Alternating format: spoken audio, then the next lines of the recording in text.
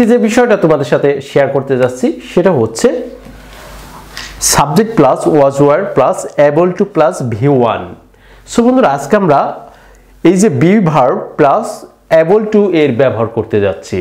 তাহলে বন্ধুরা এই এবল টু যদি ওয়াজ ওয়ার এর পরে থাকে তাহলে এর অর্থটা কি হবে? এই যে ওয়াজ ওয়ার এর পরে যদি থাকে তাহলে এর অর্থটা হবে কি, দেখো যে আমরা অতীতকে এমন কিছু অভ্যাস যে কাজটা আমরা পেরেছিলাম, যদি বলা যে আমি সাইকেল চালাতে পেরেছিলাম, সে সাইকেল চালাতে পেরেছিল, তুমি সাইকেল চালাতে পেরেছিলে, মেয়েটি সাইকেল চালাতে পেরেছিল।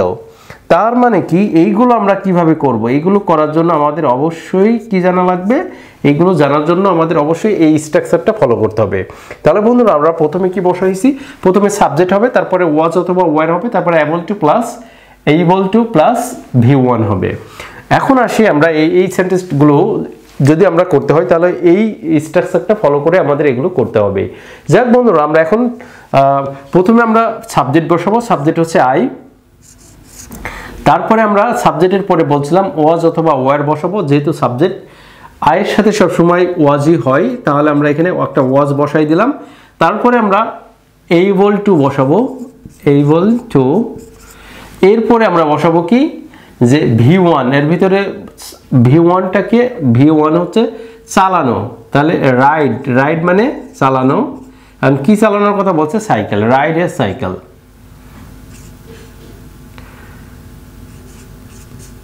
Ride a cycle.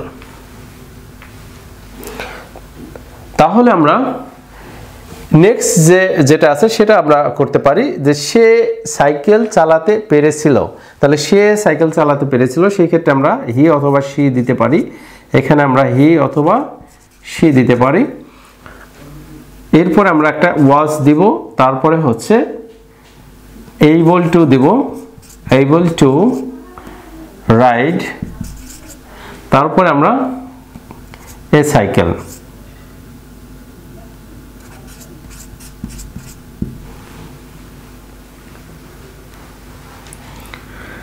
তারপর আমরা নেক্সট যেটা আছে সেটা হচ্ছে তুমি সাইকেল চালাতে পেরেছিলে। তাহলে প্রথমে আমরা ইউ দিব, এর পরে আমরা ওয়্যারটা দিব। You were able to ride a cycle.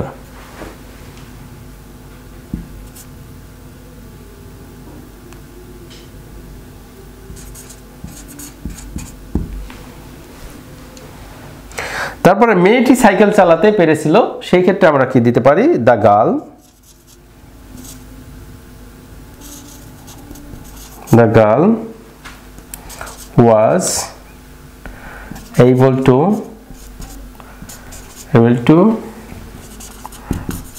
Ride a cycle. তাহলে দেখো এইগুলো আমরা ইজি ওয়েতে শিখে ফেলতে পারি। আজকের পরে থেকে আমাদের আর কোনো ধরনের সমস্যা হবে না। আমরা এরকম ধরনের যখন সেন্টেন্স তৈরি করব তখন আমাদের এই স্ট্রাকচারটা ফলো করতে হবে, যে আমি সাইকেল চালাতে পেরেছিলাম, সে সাইকেল চালাতে পেরেছিল, তুমি সাইকেল চালাতে পেরেছিলে, মেয়েটি সাইকেল চালাতে পেরেছিল। সো এইরকম ধরনের সেন্টেন্সগুলো করতে হলে আমাদের এই স্ট্রাকচারটা ফলো করতে হবে। তাহলেই কিন্তু আমরা এরকম ধরনের ইজি ওয়েতে সেন্টেন্সগুলো করে ফেলতে পারবো বাংলা থেকে ইংলিশে। যাক বন্ধুরা, এই ভিডিওটা থেকে যদি মনে হয় কিছু শিখতে পেরেছো অবশ্যই ভিডিওটা শেয়ার করে দাও, কারণ যারা এখনো জানে না এই ভিডিওর আসলে এরকম স্ট্রাকচারগুলো এখনো পারে না, এখনো বাংলা থেকে ইংরেজি করতে পারে না, তাদের জন্য ভিডিওটা অনেক উপকার হবে। যাক বন্ধুরা, আজকে পর্যন্ত ভালো থেকো, সুস্থ থেকো, আল্লাহ হাফেজ।